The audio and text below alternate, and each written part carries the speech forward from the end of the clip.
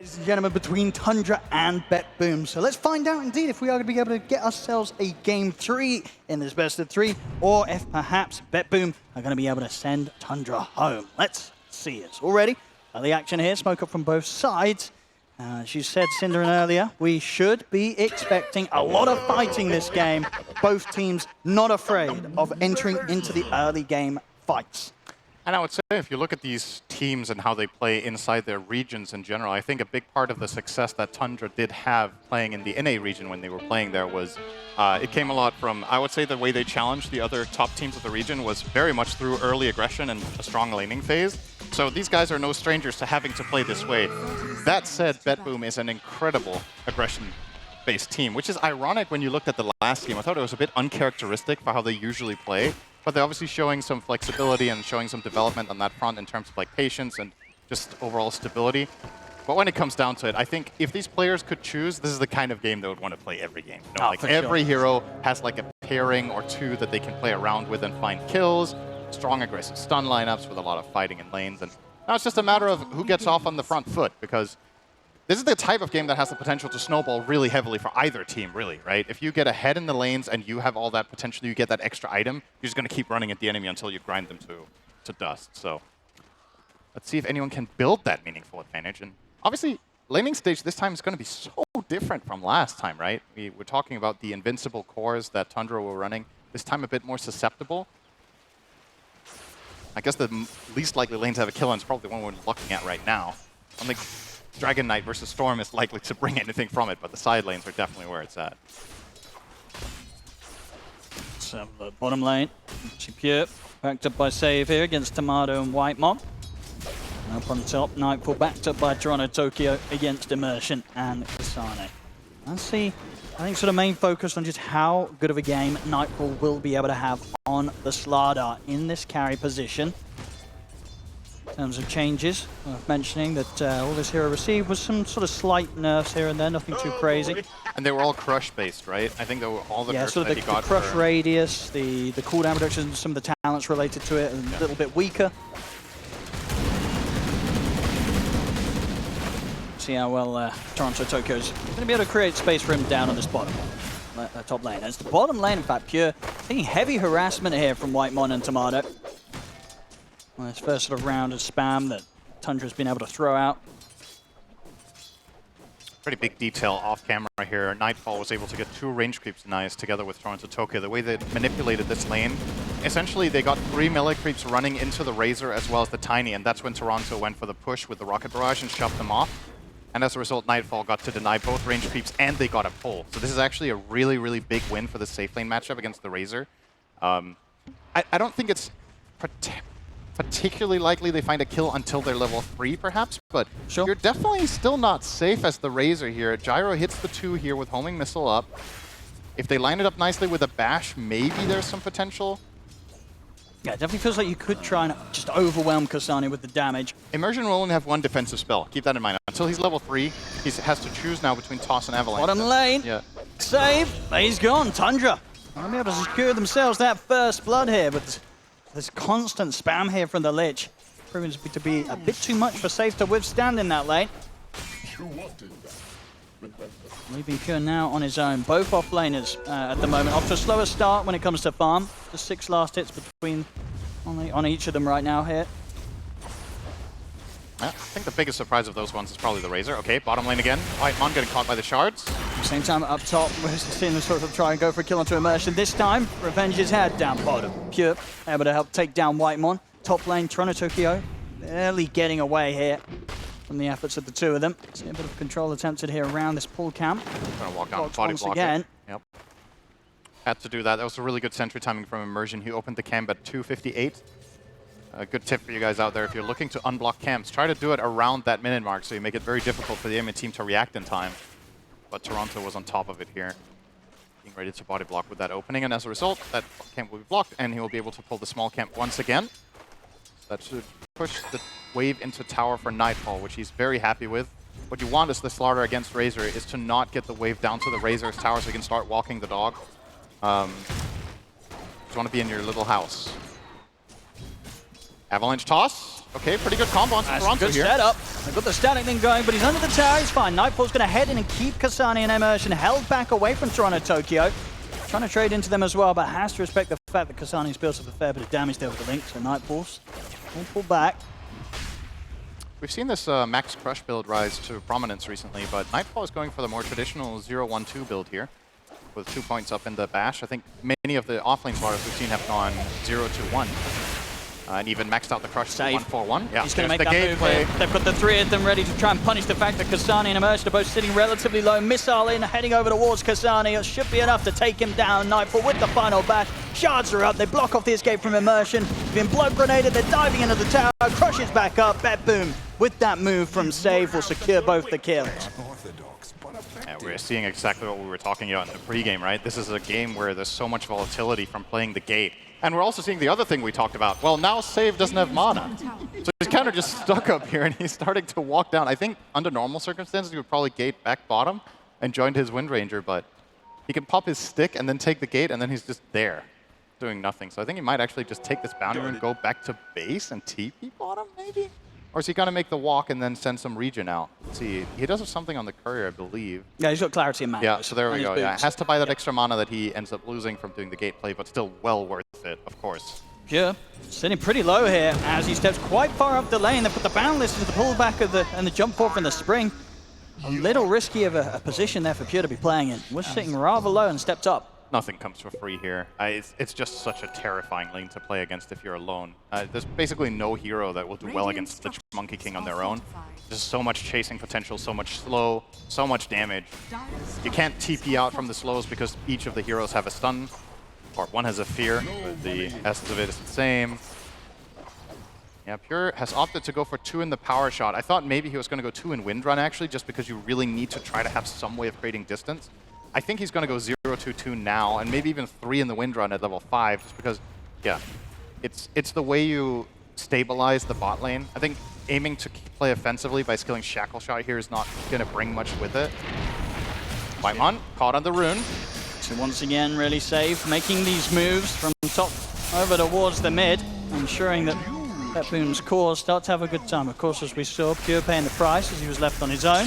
As Save definitely making up for it, for his absence down bottom with the impact that he's having in the other lanes. I think Save's play so far in this game has been... I didn't really see how he died the first time bottom, but you kind of have to make some sort of space for the Wind Ranger in the lane, so maybe it was necessary, but his rotations have been pretty much perfect.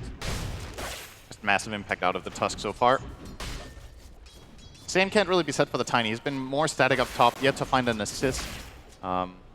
Obviously also hard for him to gank anywhere. You're playing a Dragon Knight mid without Dragon Tail. You're not going to rotate there on Tiny and look for a kill there. And if you take the gate, as we've talked about earlier, Tiny's mana pool is pretty bad, so going for that commitment, there has to be something that's worth it. And the lane didn't need help, right? If he leaves top to go bottom, he's probably sacrificing his Razor for what, right? The bottom lane's already going well for Tundra. Immersion will grab his own Wisdom Rune, but Toronto Tokyo and Save there.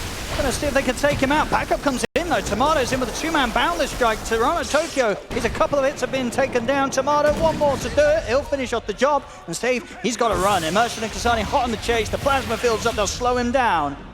BetBoom there with a failed attempt to take that Wisdom Rune away from Tundra. They don't get the rune, and they lose 2 heroes for the efforts. Yeah, nice rotation there from Tomato. I think it's key there that he gets 2 kills. Well, he got one of them himself, I believe, but just that both heroes get killed off. If he only gets a kill on a support, that rotation is hardly worth it, but getting both of them there, very good. Oh, however, I mean, he tries to go ahead for the gate, but indeed Nightfall's waiting for him as well at Toronto Tokyo. He's trying to get the ult off, but the bash is back up. Tomato, he'll get taken out. Tries to get back towards the bottom lane, but ends up getting sent back to base. Great read from Nightfall to be camping up there, waiting for the Monkey King. See over in the mid, Brawl. They chase GPK a bit, but GPK's still got enough mana in case Brawl just continues to push forward. The second round of the Dragon Form, though, you see already a lot of good pressure from Brawl. This He's actually already is going to be this tier 1 tower. Yeah, we're 8 minutes in. Second usage, really, of the Elder Dragon Form. That's a very early tower to be taking. Yeah, they also grabbed the Power Rune. It will be taken by Immersion, not the Dragon Knight, so potential gank here coming up. 2 points in Avalanche, could rotate down to bottom. It's a really good hero against Wind Ranger when you do get up close. We'll save in Toronto Tokyo. They are on the hunt. They'll find Whitemon. Power shot on mark here as Whitemon taken out here by the setup for the 2 supports. Tomato setting up in the trees. I see GPK, he's going to jump across. Tomato, he's able to get off the ult though. Primal Spring, and just the Boundless Strike down on the two of them. Save's going to get caught out. Tundra, they're holding their own here around the tier 1, and GPK, he's completely out of mana. He's trying to bottle up, but the damage is done. Primal Spring from Tomato slows him up. They'll get GPK as well as Tundra set up for BetBoom's attempt. Great response. That was just such a huge rotation from both teams, right?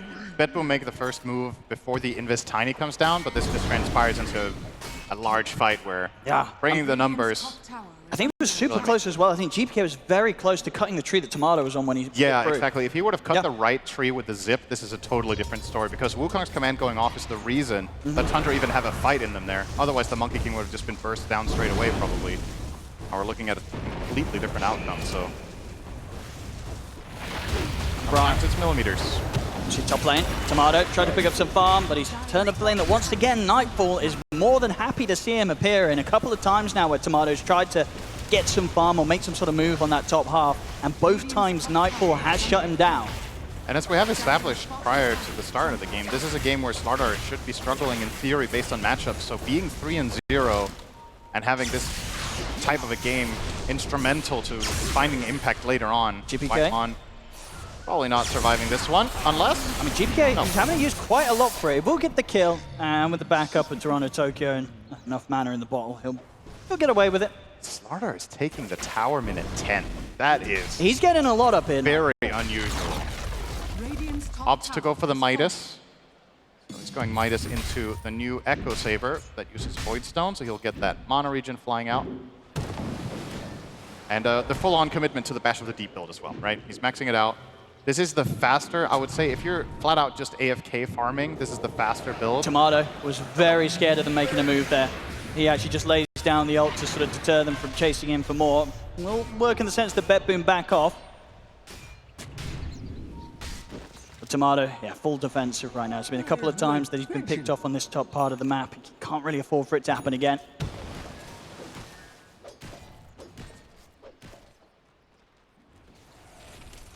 Further Midas is here, Brian. He's also got his picked up.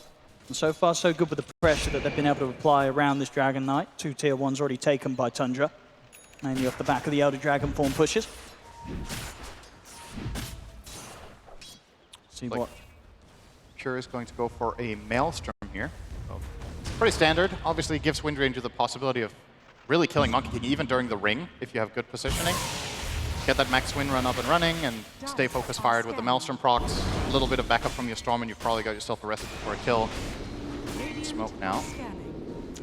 Looking for an opportunity. This is the one tower they want to defend apparently. So this one they're not going to let Brawl go for, but he recognized what's going on very early. I think understandable as well. You know, we've seen how strong Nightfall actually has ended up being at this point of the game because of the free farm that he's had. It's not a bad idea to try and connect with your Slardar to defend that tier 1. But as it is, the push, it's not going to come in from Tundra there, and BetBoom know it. They're swinging around over towards the mid area of the map. Brawl feeling strong with the haste rune, able to step up and get the D ward. See BetBoom considering getting some sort of wraparound here from a bit of a different angle. But hard to do so. They don't really want to dive forward for Bryle. Not really finding the initial connection that they'd hoped for there, BetBoom. It's Tundra. Playing nice and defensive. Whitemon has hit the 6, so we'll have the chance to throw out a Chain Frost if BetBoom go diving for him on the bottom lane, which is the place that BetBoom will continue to hang around Pure here. Push begins here towards the tower. And Tundra, they're looking to connect and take this fight. Smoke comes in from both Immersion and Bryle. They're too late, I think.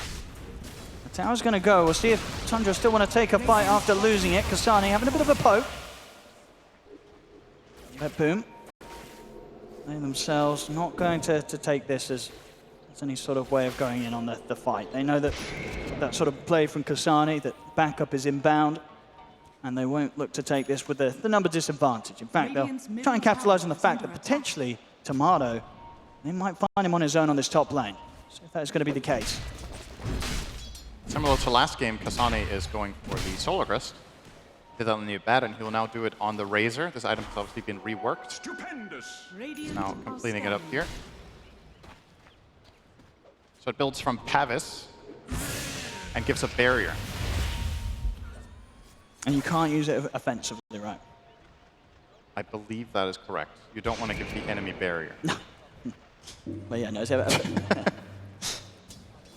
I'm trying to think of some really weird edge case where that would be a would. good thing, but I cannot think of one. Well, Toronto Tokyo, he's going to get caught here. They'll throw everything out. Whitemon just wants some dead throws out of Chain Frost. Get a bit of value farming here, but the Ancient Stack pretty much getting cleared. BetBoom, they'll maybe try and take this fight. They're TPing over. They know that the Chain Frost has been thrown out, so no threat here from the Lich with regards to the ultimate. GPK, he'll jump straight forward for Kasane. He can burst through this Razor, he'll get the coverage of Immersion with the Avalanche. Toss back as well, Immersion trying to do his best to save Kasane. But Pure, he's already found Whitemon. Nightfall will finish Immersion. Can they chase for Kasane as well? GPK using all of his mana to try and close in. Pure is able to close up over towards the Razor. Another power shot. Is there anything else coming in to help Kasane? There isn't. There's no tower. There's no TP potential here from the rest of the team. Kasane left on his own. They'll lose the 3 of them. BetBoom choosing the perfect time there to fight back against Tundra. As Tundra, they did go pretty deep. And as a safe, threw a lot down to just kill off Toronto Tokyo on the gyro. As soon as Toronto Tokyo is back in action up top, I mean, Tomato's trying to go for him. He's apparently quite hard to take down this gyrocopter. Toronto Tokyo's able to drop the ult, step back, Prowl will blink in. That should finish off Toronto Tokyo, who was not expecting the Dragon to appear in those final moments, so he will finally die. Prowl now able to put some pressure onto this tier 1 tower top as well. Yeah, I believe this was that an Arcane Rune Dragon form? It was, yeah, it was popped during the end of it. Yeah. Gonna have it again relatively soon. Yep. Yeah, that's one of the things that can happen that can really backfire when you try to go for a rune steal like that. So obviously Tundra, okay, maybe we'll never have time to talk about it. No, but they're going to try and go for Kasane, but he's a tanky hero here on the Razor, and he's able to turn. Pure's going to die for this effort, and so it's Dave. This time round, maybe overestimating how much they could do to Kasane, is even without the other 2 heroes showing up, they weren't really close to threatening this Razor's life. He is super tanky with Solar Crest. Solar Crest treads wand. It's such a long kill. But I'm actually kind of surprised they went for it, like you said. It wasn't even close, so get punished, as they should in that situation. Yeah, what I was saying about the Wisdom Rune fight before, when you're invading the enemy Wisdom Rune, you should expect them to show up in spades, right? When you start showing that intent, heroes are going to TP over. I think it was really crucial for Tundra's loss there that they didn't have Tomato connecting. Oh, Tomato, talking about Tomato as well. He steps out into the river. He'll try and get the ult laid down. Will succeed in doing so, but the missile comes flying through. Nothing to be done to keep him alive. Prowl, he'll catch up Toronto Tokyo on the river. GPK opting for the TP out, and he'll make it away before anyone finds him. They'll get the kill. They'll take out Tomato. They only lose Toronto Tokyo on the support gyro for it. BetBoom continuing to have the favorable trade there. They could somehow have got vision there on the Storm. That would have been a disaster for BetBoom, but end up getting away with it, I should say. I mean, the 1-for-1 trade is really good for them. They killed the enemy carry and lost their 5. So. GPK going a different build this game. No Orchid. Doesn't feel like it's worth it. He's going the Kaya Sanj. Really wants the status resist against these tons of stuns to try to mitigate the risk of being jumped. Could easily see this potentially being a Linken's game as well. You are playing against that Dragon Tail. Or maybe you do need the BKB, because there's too much. Let's see what he ends up choosing. He hasn't shift or quick. So Tundra Not listed anything. Settle for the jump on save here towards the end of the smoke. Get a quick pick on the mid. Tomato's able to get involved. More money for him to help him towards that Desolator. I wonder if what Tundra are doing in this game is going to become like popular, running multiple Solar Crests, right? They're running one on the Razor, the Lich is building one as well. So they're opting for this over other items that would traditionally be really good against these heroes. I think this is just okay, actually they were going to try for that one, but okay, we'll get away in time.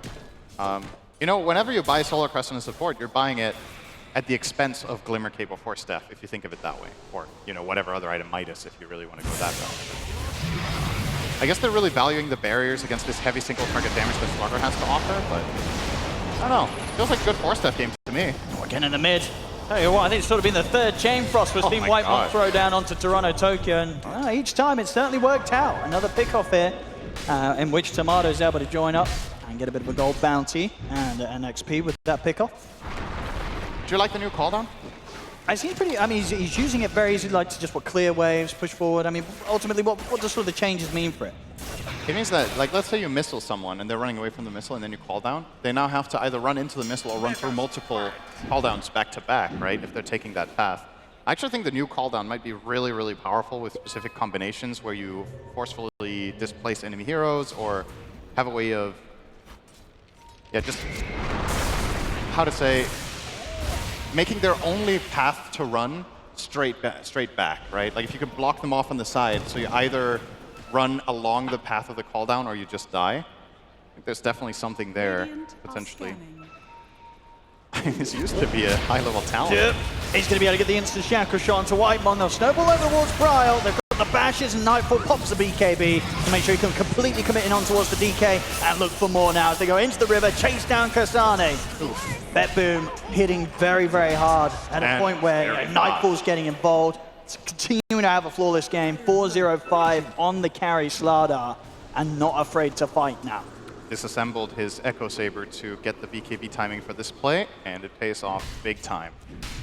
It's always fun with these like hero dynamics of plus armor versus minus armor when you discuss like who's really favored, right? Because you could say Dragon Knight's one of the better heroes against Lara because he's pretty tanky. But well, your hero's generally reliant on being tanky, so when you mitigate that, like who's really countering who here, right? Yeah, he's just gone in a couple of died bashes. so quickly in this instance. Kasane as well. Yep. It's a lot of damage coming out from this Slardar. I wonder if these barriers are going to come back to bite them. I mean, it also gives armor, right? So it's not like the Solar Crest is bad, but in these situations, if you're caught, are the barriers really going to save you versus Force Staff, like where you can reposition your heroes to get away? Gonna see how it develops here. So minus armor, speaking of, Tomato will get a Desolator, obviously on the opposing side here, but big DPS increase for him as well as his other two cores who do significant physical damage. So I like him going this route this game. Still difficult for him to turn up to fights. BKB queued up next, but it's going to take quite some time to get there. As we've seen, even in this sort of game, when the BKB's done, there's still absolutely ways that BetBoom can threaten the cause of Tundra. It's not an easy game for Tundra to itemize. I think if you BKB and then you get Slaughter ultied and Windranger ultied and there's still tag team, like, you're probably still in trouble, honestly. So, yeah, not easy indeed. GPK, we talked about what he's going to go next. He opted for the Witchblade, and he will not upgrade it yet. So he will not be getting the new axe that I already forgot again what's called. Parasma. I don't understand how you can remember that. Okay. He's going to get jumped with the backups here. Tomato for the sidelines. Will be able to drop down the ult and the pound list. BetBoom, they'll kite it out. They'll step out. Chain Frost, they're going to be able to split, save, falling low. Dragback's there. He's also sort of trapped in his own shards. But it doesn't matter. He's still able to live through this. They weren't quite able to finish him off. And now GPK will zip straight over towards Immersion. Tundra, they have to run. Whitemon's able to hide in the trees and TP out. He'll make it away from this, but we're seeing absolutely how strong BetBoom are at this point in these fights. You mentioned it, the sort of snowball potential for one of these teams if they do start to get ahead, but we're seeing that now with its 5k lead. BetBoom's able to head into Roshan. It's getting to the point where fighting back against BetBoom in a 5v5, it's going to become increasingly more and more difficult. One of the absolute biggest upsides to playing Slardar as a carry here is obviously he can do a ton of the damage to the Rosh himself. A lot of the time when you see Slardars go to Rosh, they'll offer a Corrosive Haze as an offlaner and maybe not have that much in the tank, but he's really high level. He's got high attack speed, Orb of Destruction, and obviously is building to kill single targets in his itemization and has more net worth than an offlane Slardar usually would. So it's going to be a pretty quick Rosh kill despite not even using Focus Fire on it. He still took that down very easily. And Nightfall is now opting for either Dagger or Axe, queuing up both items for now.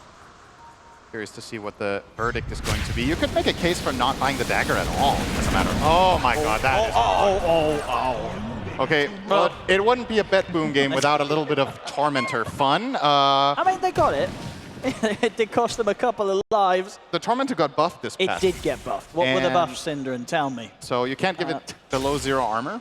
Correct. And it has an aura. It does. That burns for DPS. And effectively, these heroes... This is, you know, good old muscle memory, I almost want to say, of... We could have definitely done this yesterday. I wonder if we can do it today. And Save is like, all right, guess I'll save myself. At least he had his snowball. You know, he was fine in that one. But indeed, yeah, the new ability, the Shining, 30 damage per second on a 0.2 second interval. So 6 damage per tick. So that consistent damage adds up. Why is it always BetBoom this happens? It's so funny to me. It's always them. Well, they got it. They got it. And the shard went to Save, it did. So he will be able to... I mean, it's not the greatest, especially because his build is only 1 in the shards. So obviously you would like to have more points. If you have 4 points in shards, you can actually clear full creep waves with this ability. But for now, won't be the case. A little bit of a technical pause here.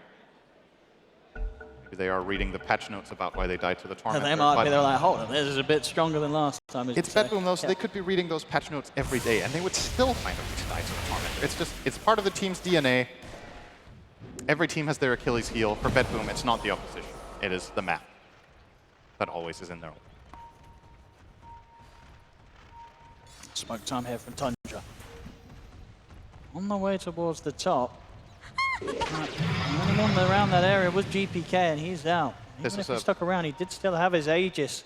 It's a strong smoke from BetBoom. Tundra are going to try to match them, but this is going to be all about who gets the initial vision. If you see the Monkey King first and you jump him, the fight's almost lost immediately. There's so much burst damage coming out from BetBoom in this play. The Sword Art Dagger completed can easily connect on the move as well.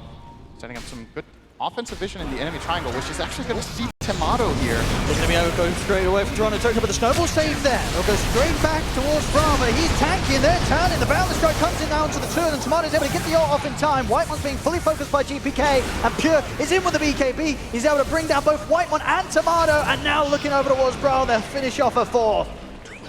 As BetBoom, more than happy to take these fights that Tundra, unfortunately for themselves, walk in towards. Kasane also in a whole world of pain. He's surrounded. It's going to be the team-wide triple kill for Pure. BetBoom's ability to fight right now, it's just too strong in comparison to what Tundra have. Ironically, in that situation, so BetBoom placed this really good offensive ward at the enemy triangle, and it sees Tomato coming in from the left, but that's not where the fight starts. The fight starts in the river, but Pure picks up immediately on the fact that Monkey King needs to flank in from the left. He pops his DD, and he just runs him down and kills him solo. Like, Pure just flat out won that fight for his team, killing the enemy carry in a 1v1, as it kind of turned out to be, and that was not a bad jump from Tundra by any means. They just couldn't bring Tomato into it. Immersion? All right, he will live. There's another Frost Shield plus Solar Crest. There's quite a lot of defense. It's going to be quite concerning, though, for Tundra. They've not been able to make any real moves in this last 10 minutes, and once again, as in game one, they're falling behind a little bit faster this time, down 10k behind BetBoom. It's BetBoom, they're only going to continue to scale. Save Midas on its way out. Toronto Tokyo, get jumped in the mid. They'll have enough burst to bring him down. See if BetBoom can punish this. Saves him with a shard trap. He's caught Immersion. Nightfall assessing as the situation, looking for the best entry to get in on this. He'll go for Whitemon first. Now he'll turn for Immersion. Sure, they get Toronto Tokyo, but once again, it's just BetBoom cleaning up these kills. Pure the one to get both of those. So more money here for the Wind Ranger. BKBs are flying out. GPK's got his done, so he's got 45 seconds left on the Aegis, but with the BKB done on the Storm now as well, how on earth are they going to get these core kills? It's looking much more difficult now for Tundra as opposed to that point earlier where they were trying to make these smoke movements. At this stage, well, what is the plan for Tundra? Do you still try and look for these fights, so you just got to avoid and hold back, wait for Tomato to get his build online? I mean, your lineup doesn't really have many other options, right? I guess you can maybe stall out until Tomato has BKB, so you can at the very least have a better chance of standing his ground against the Wind Ranger. But the fact of the matter is, top 3 net worths are on the enemy team, and we already saw in the previous fight what Pure could do to him, so it is really hard. And on top of all of that, let's say you get your items. How do you open the fight? Who do you go on? No matter who you jump, they can get Blink Snowball saved, and they will be able to pop BKB when they come out of that, except if they're the gyro. So picking your poison is really the name of the game here. Finding a clean engagement, maybe you can do some sort of poke and prod. Maybe the absolute best play is a Blink Tossback. I honestly think that's the highest probability play you have. If you Blink Tossback into a Dragon Tail, but already that is quite execution heavy. You need to be in the right place, the right time on 2 heroes. You need to see the right target, and then you need to pull it off. Yeah, the options are definitely starting to fade, because the other way to do it is to play the fights a bit slower, right, and try to poke and prod. But I just don't think your lineup wins that type of fight against BetBoom, right? You don't really have the best poking abilities. BetBoom, if you start poking and show a hero here or there, they're just going to jump you and kill you, right? You don't have the same defensive capabilities. You've got Frost Shield and you've got these 2 Solar Crests, but BetBoom will just redirect their focus to another hero. If you pop all of this stuff on the guy you jump, Storm can jump another guy, Wind Ranger can continue wind running, Star has Sprint and Dagger. We saw that in the River fight earlier where they initially went on the Tiny and then he just readjusted. He's going to be sneaky here. Get vision of Immersion now. He's quick with the blink, but safe. So he is as well. They'll jump in under the tier 2. They're not afraid to dive for this as they'll get Immersion.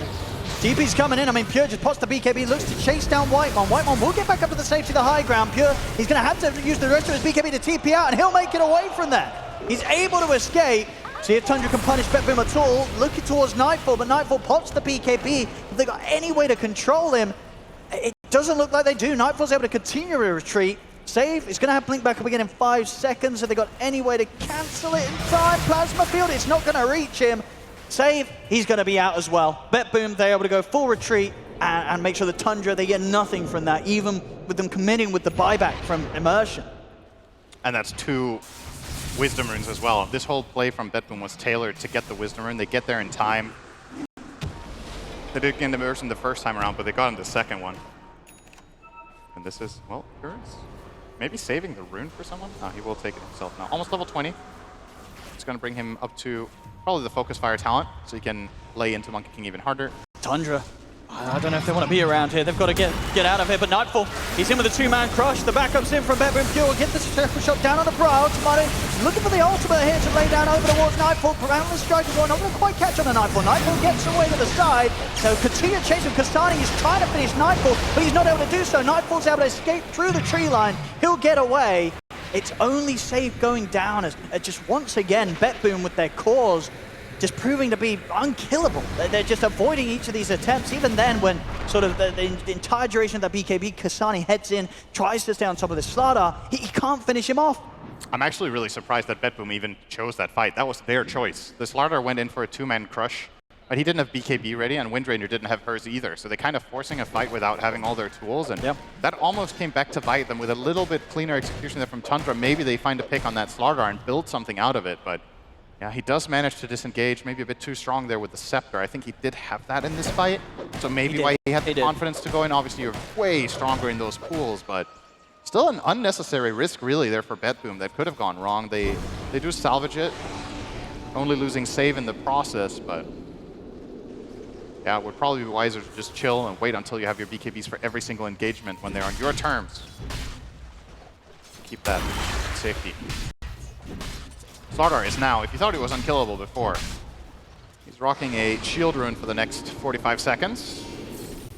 Will definitely make it even harder, and he will have the BKB this time. Actually, just flat out, just not a target right now. I don't think they can do it. Yeah, they're just doing an incredible amount of damage, especially with the Parasma now done on GPK. You love that one. Increase that extra magical damage they're able to do. He's able to reduce their existences by 20% with that right click. Stupendous.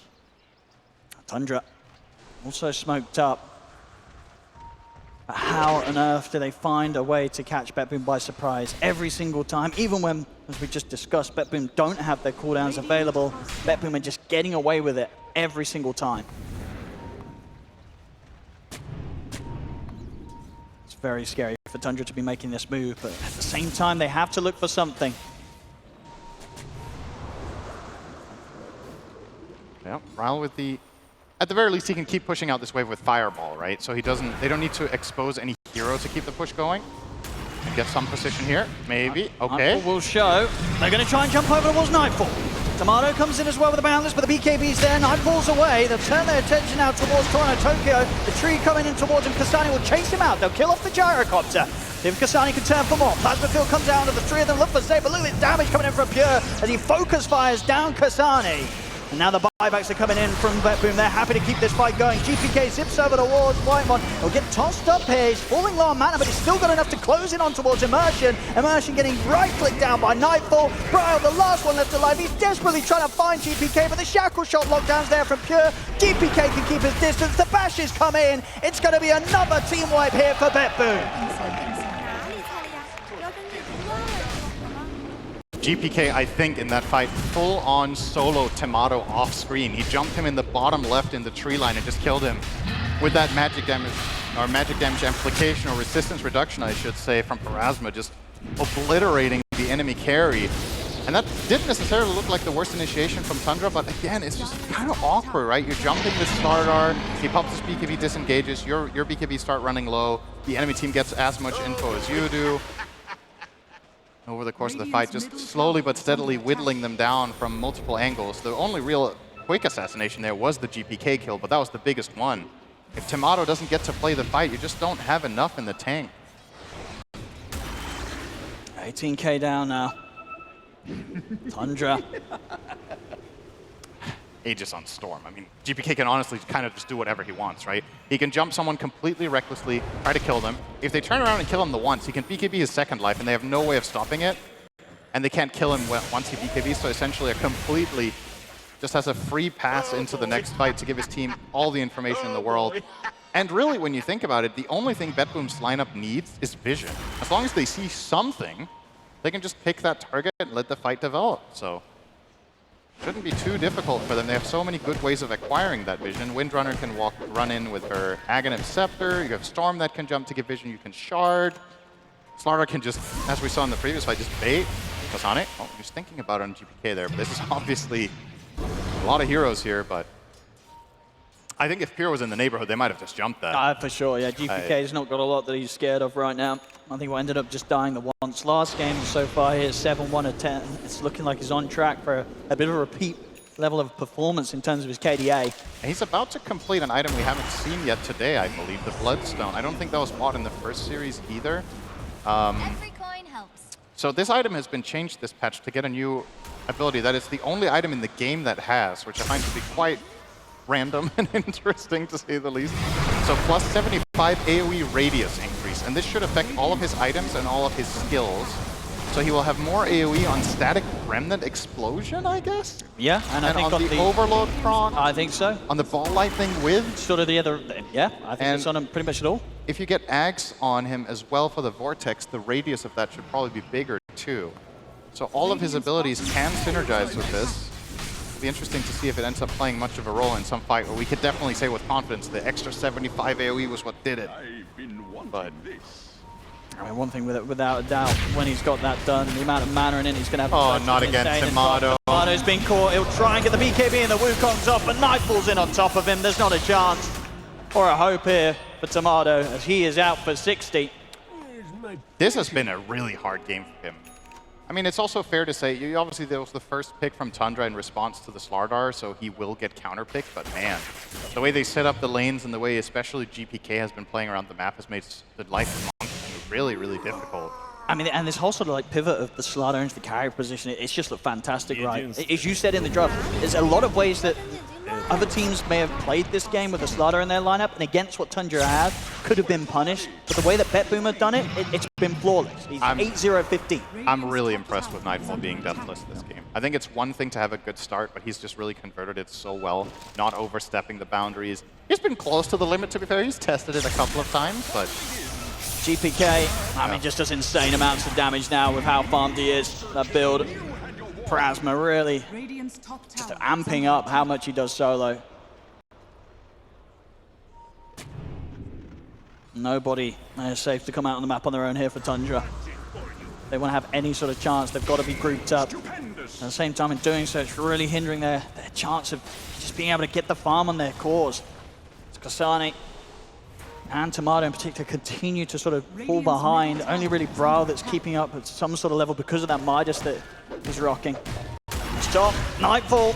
Gonna be finding Tomato here. Drags him back with the harpoon. I mean, Tomato will get the BKB off, but it's not really gonna do a whole lot for him as Tomato gone again. He just can't breathe. BetBoom just literally crushing him here with Nightfall's play. At this point, the matchup, it's just not one that you want to be in as a Monkey King. This Slardar is enormous. And it's the fact that despite, you know, we talked about the Slardar lane matchup being good in lane, he has no good core matchup. He's not good against Storm, and he's definitely not good against Wind Ranger either. So it's understandable Tomato's having a rough one, because it's just a tough game for his hero to play. BetBoom really excellently planned for this Monkey King to be a pivotal part of Tundra's lineup and just never let it come online.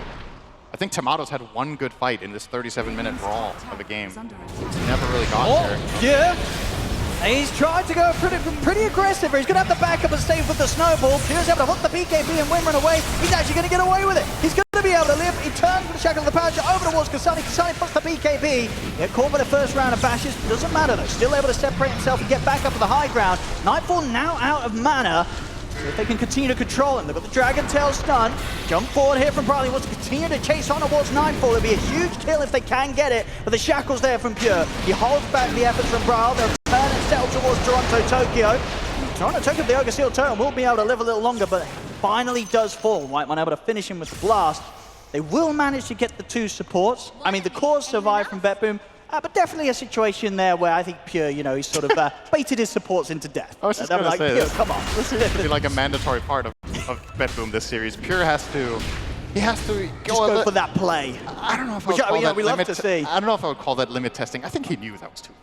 And he did it anyway. I mean, that, And saves like, here we go again. I've got a blink and save with my snowball. I mean, Prospero saved his life. he did get saved, but it cost them 2 supports. I think maybe they lost. Was that their own gem that dropped on the ground? I think it might have been. So, yeah, save lost the gem there. Oh, no. It's mean, something. You've got a pretty big buffer here for BetBoom. You have. But, I mean, don't make too many of those mistakes, or obviously Tundra can definitely find a way back. So, a little bit. I don't know if cocky is the right word there, but yeah, I'll stick with cocky. That was a little bit cocky.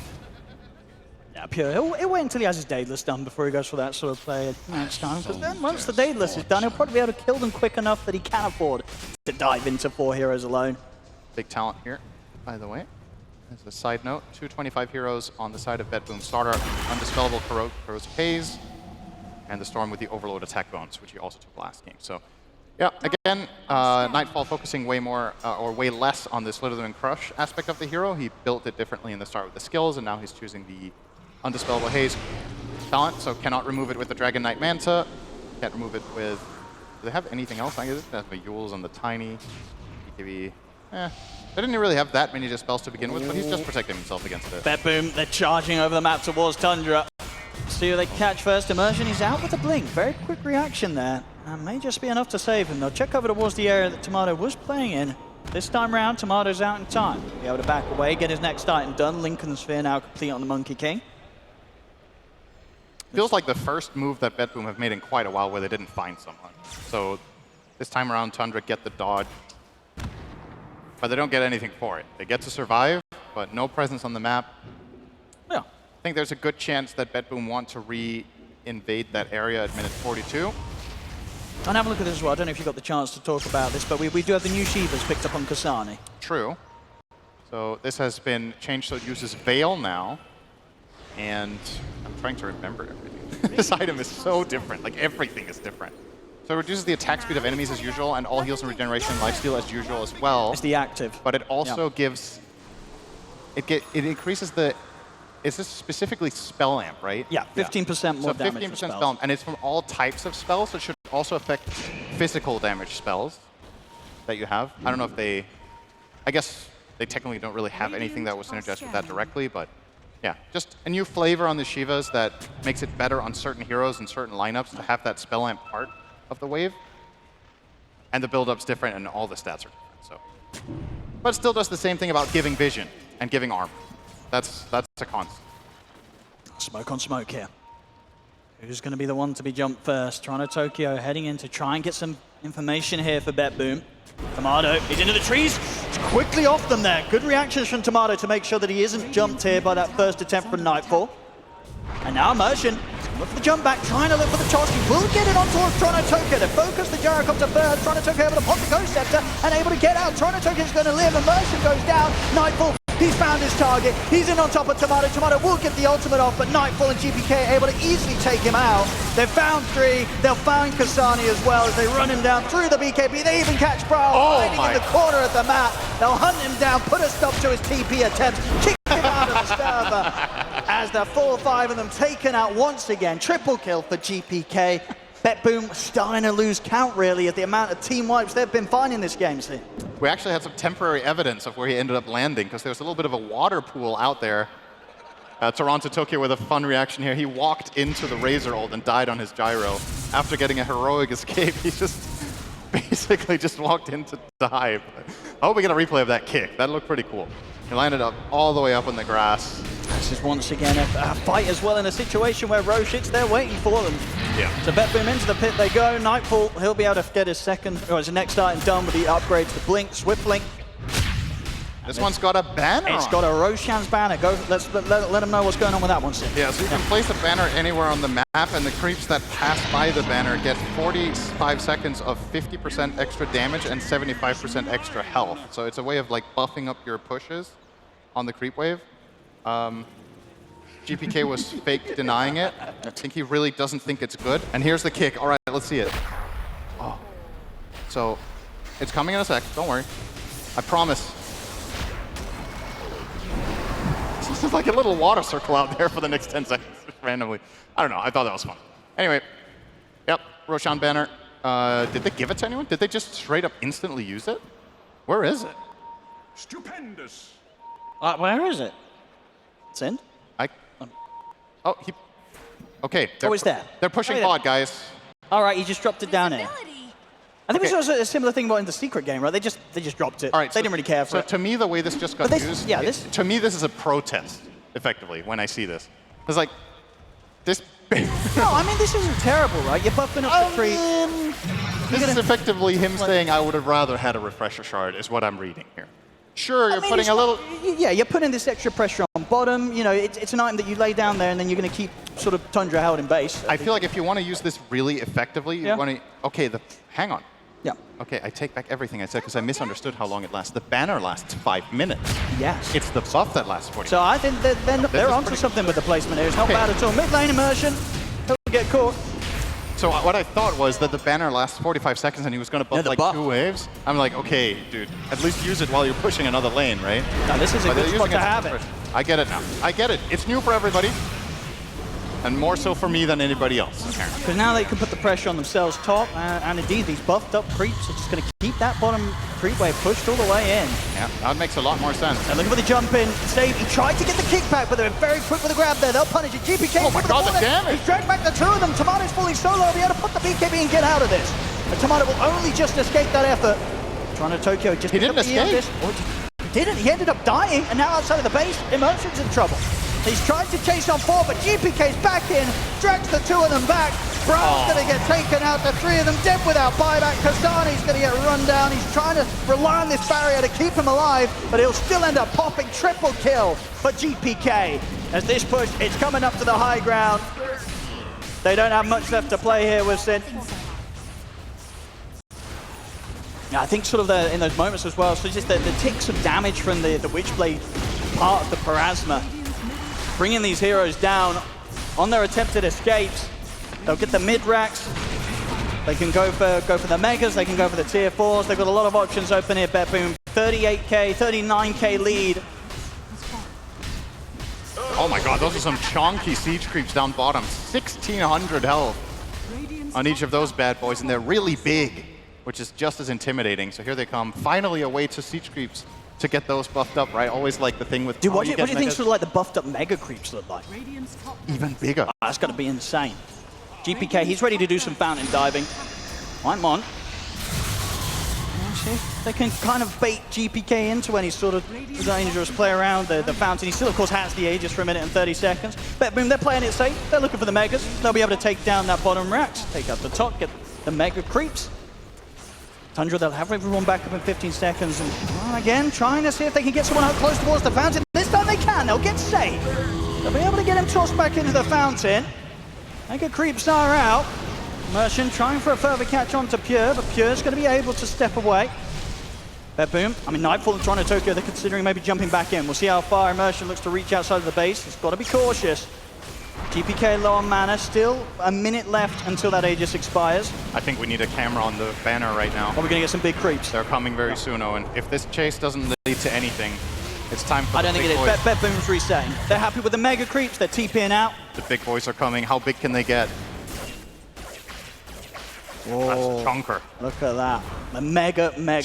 2,222 health on the melee ones. It's pretty terrifying. The ranged one, 1776. Yeah. Now this banner, it's done a lot. Great position for them to just slam it down straight away. GPK, he's still playing around with Tundra here up top. As yeah, he's able to even keep the Aegis safe. He'll TP back to base. Regardless, it's going to time out here in the next 20 Oh seconds. shit, they're coming. They're going. Oh, look at these poor old creeps just getting destroyed by the mega creeps. Now the good news for Tundra is, well, there's not that much good news. You know, you're down 40k and you got Mega, but the banner is about to expire. But they got all 5 minutes worth of push down here. I'm actually kind of curious to see how teams use this, because the obvious thing, now that I understand how it works, is to do this, right? Where you place it and you push the opposite side of the map with your heroes. It's essentially a free split push where the enemy team has to always go and deal with the bottom. It is pretty true. I mean, are teams going to realize the banner's down and then go look for it? I think for sure, right? You know which lane it's on. You probably are going to, at least maybe getting a support to smoke up, try and get out to it. It's, I think, what, 6 hits, right, to kill. So if you find it, you will get it. But yeah, you've got to be able to somehow find some way of getting one of your heroes out of the base to deal with it. Even so, it's finally come to an end. So do you remember how much radius it has when it gives the buff? Can you like place it and hide it in the trees and still hit the wave? I want to say it's like a 900 radius. Because then they place it in the middle of the wave, right? They could have technically placed it in the trees off to the side. Okay, kick. There's the kick back onto Kastani. He'll be able to put the BKB, but the physical damage from Pure with a focus fire will destroy him. He is gone. Same to be said for Tomato. This looks to be the beginning of the end here, as they're diving in beyond the tier 4s. The remaining 2 members of Tundra desperately trying to get back towards the fountain, but Pure, he's ready to dive in with the BKB. They'll kick Brawl out of the fountain. GG is called. BetBoom here with the 2-0, knocking Tundra out of the competition. And I think it's just fair to say they were just better.